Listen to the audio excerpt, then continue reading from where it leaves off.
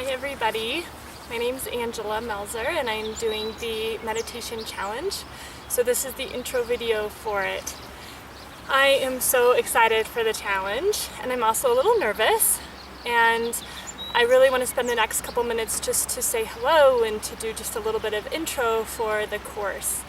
It is 30 days and my intention is for you to just learn about meditation and to get a little excited about meditation, hopefully, and then to practice it. So I'm going to be sending you emails and doing some videos on YouTube, and the whole intention is to do this in your own pace. So taking your own time. If you're traveling, you can read your emails or you can wait until you get back. It really is up to you how you want to do it. So one of the things that I really want to, talk to you about is what would be your intention for practicing meditation. There's a lot of things that meditation does for us. I am more scientifically based, and so science is what motivates me to get to my meditation cushion and meditate. But I would like for you to think about what it is for you, what motivates you to want to do this challenge. I can tell you that science has been really helpful for us, and they now can prove that within anywhere from 4 to 12 weeks we can notice physiological changes in our brain. So actual changes or altering or shifting in our brain because of meditation, which is really, really exciting. I get really excited about that. One of the biggest things that can happen with meditation is this kind of fight or flight response that we go into, and we go into it more often than you think. Even if someone says something to us that doesn't make us very happy, or like I have 2 kids, and so if one of my children falls and I kind of have that kind of reaction, that puts our brain into a fight or flight response. And so what meditation does is that kind of calms that system down a little bit.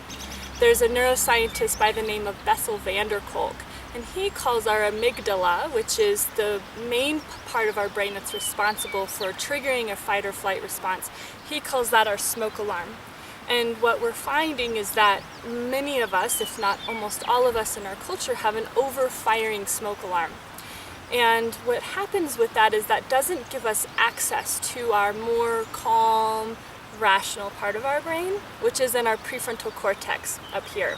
So what meditation does is it helps us calm down that smoke alarm and fire only when it actually really needs to, and then get to our rational thinking much faster. So I guess what I would like to do with you today is ask you what your intention is for practice, and then I'd like to do a little practice with you today, and so you get a little bit of exposure. One of my background comes from occupational therapy, so I'm a big posture person, and even though I have not the greatest posture because I'm 5'10", but posture is really important in meditation, and if you are starting a practice, then I would ask you to just try and be aware of your posture, and then if you are in practice, to just think about, are you doing, you sitting the way that you should be to honor your body. I'm going to cover posture much more in depth in the beginning, the first video of the actual series, but just a little couple of tips for now. When you're sitting, you want to make sure that your hips are higher than your knees. If you have short hamstrings, then you're going to probably want to sit higher up, perhaps even in a chair, or you can lie down with a pillow underneath your knees. One piece with your spine is if you think about someone pulling a string from the top of your head, that it's straightening from the bottom of your, what we call your sits bones or your tailbone, all the way up.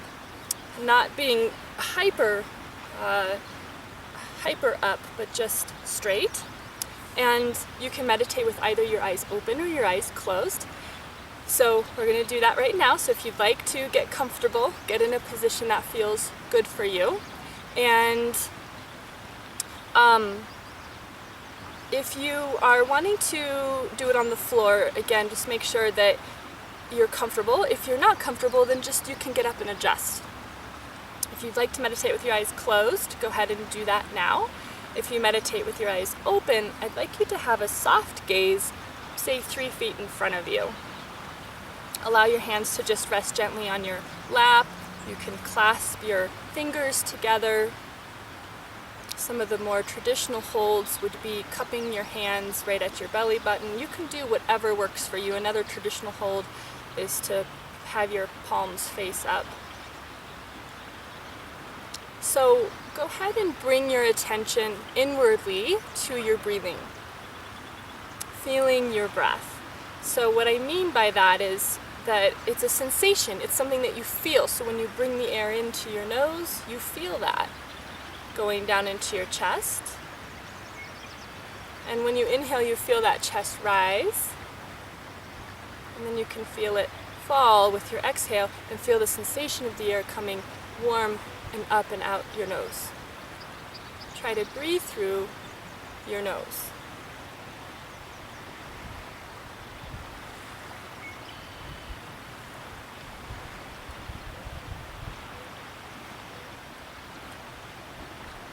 As you're doing this, you may be highly distracted by sounds or thoughts or an itch.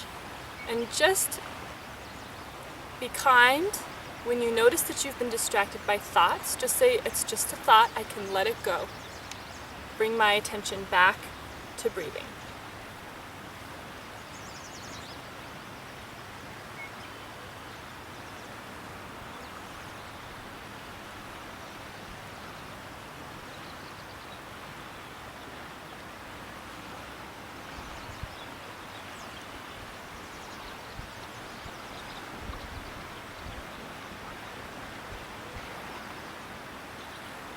Continue bringing your attention back to breath.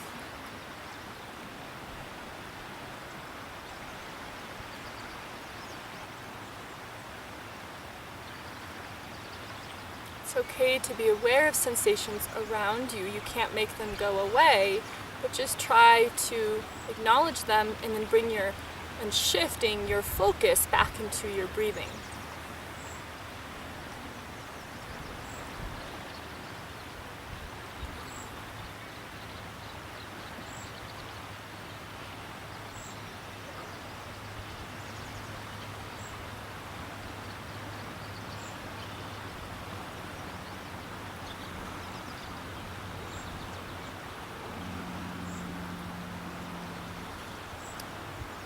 Go ahead and take a couple more breaths, and when you feel ready, you can come out of the meditation by gently opening your eyes.